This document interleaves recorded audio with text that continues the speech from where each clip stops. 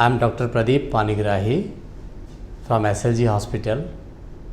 I am the senior consultant of GI, gastrointestinal and laparoscopy surgery, as well as the medical director of SLG Hospital. Today I will talk about gallstone disease and its facts. Around 10 to 15% of the populations suffer from gallstone disease. Maximum gallstone disease are diagnosed while doing testings and evaluations for either routine checkup or some other problems by finding with ultrasound, by finding in the CT scan or in the finding of MRI. But not all gallstone disease needs surgery or treatment. Today I will talk to you on what are the areas where we are concerned and we need to have treatment. Also, I'll talk about why we should need treatment for such gallstone diseases. We often come across many literatures, many videos, many things, and it's various opinions from different doctors. Some will say surgery, some may not say surgery required. So there's a big confusion in the mind of the people. Today I want to clarify those things from the people's mind, that where and why we require surgery. First, let me talk about gallstone. So gallstones are commonly seen in case of females. The risk factors we call is above 40 years. So there is a saying called fat, fertile female of 40 are more prone for gallstone disease. The fertility means the hormone levels plays a role. So gallstones are nothing but found by two methods or two theories. One is hypersaturation of bile, where there is excess secretion of cholesterol into the gallbladder. It doesn't impact whether the serum cholesterol is high or no. Doesn't matter with that.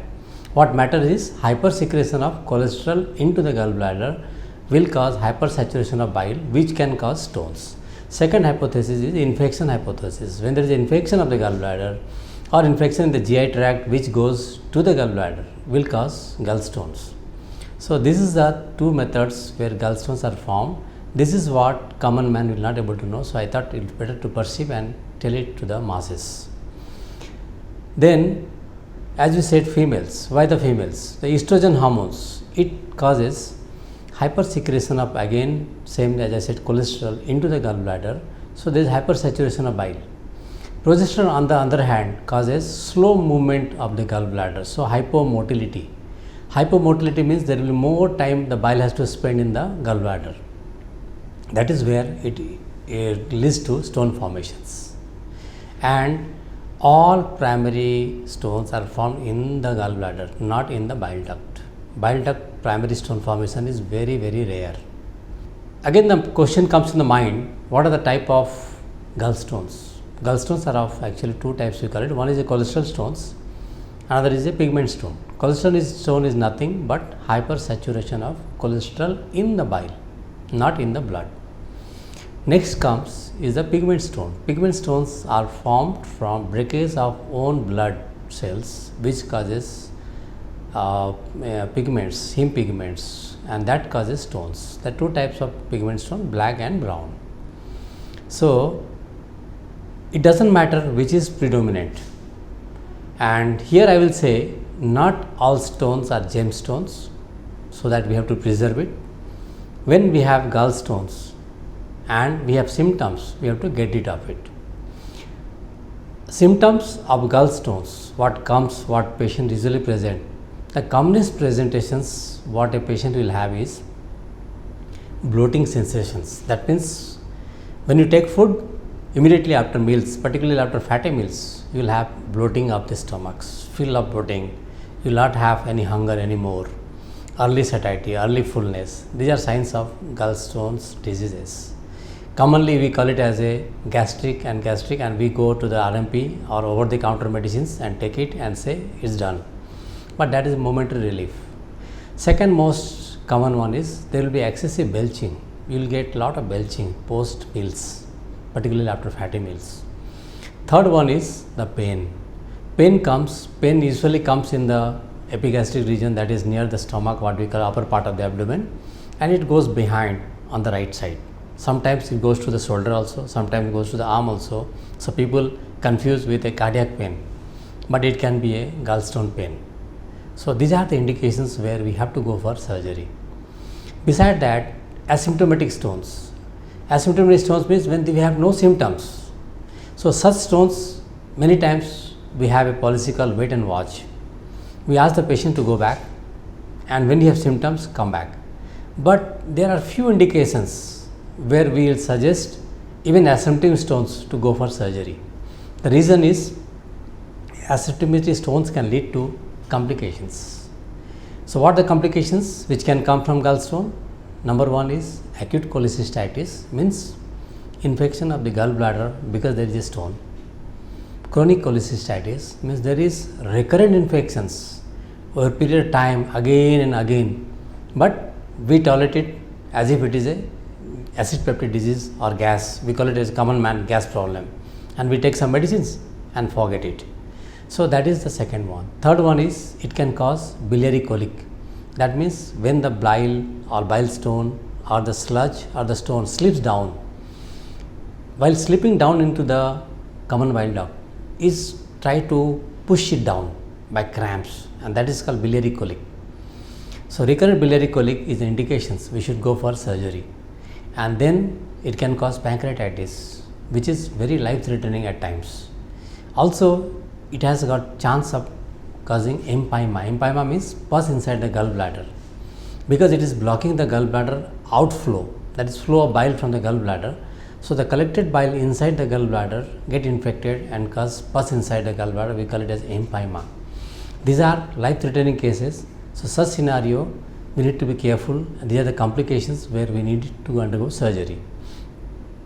Diabetic patients particularly are prone for infections.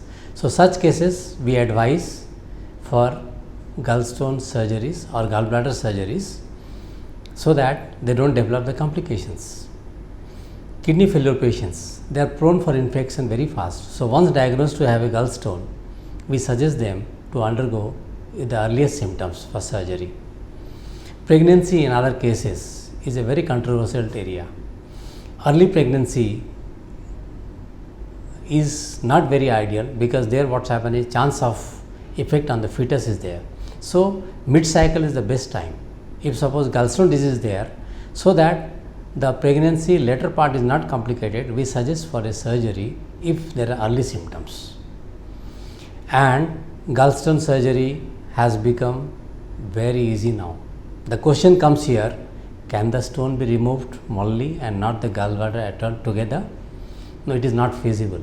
The reason is lot of attempts were done by lithotripter methods and other methods to remove the gallstones, like the way we do for kidney stones. Kidney stones, the problem is the pathology is with the hypersaturation of urine or infection in the urine. So calcium stones and oxalate stones are formed. Whereas in gallbladder, it is the infected gallbladder which leads to stone formations. So it is the gallbladder which is getting infected. So we have to remove the entire gallbladder. So surgery is not very difficult. It just nowadays with the advancement of techniques like laparoscopy surgery, robotic assisted laparoscopy surgery, robotic surgeries. So we do with many holes, small holes. The holes are of size of 5 millimeter. The maximum hole size is 1 centimeter.